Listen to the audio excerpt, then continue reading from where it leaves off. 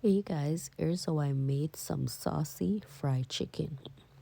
To some seasoned flour, I add the seasoned chicken. The flour was seasoned with black pepper, salt. To a hot oil, I'm gonna fry the chicken. Each chicken was fried 10 minutes on each side. What I seasoned my chicken with was some adobo season and some egg powder.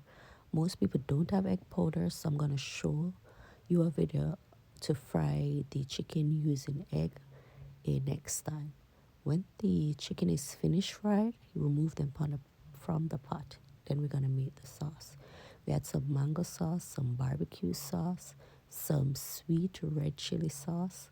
I'm gonna add some ketchup and a spoon of sugar, some vinegar, and I'm also gonna add this sweet and sour sauce that I got from the movie theater. We're gonna mix together, and I'm also gonna add a little ginger. Then I'm gonna put the chicken in the sauce once it's hot. I'm gonna coat the chicken, set it on a grill, and then pop it in the oven for about 10 minutes on 400 degrees Fahrenheit. And after 10 minutes, here's the chicken. Thank you for watching.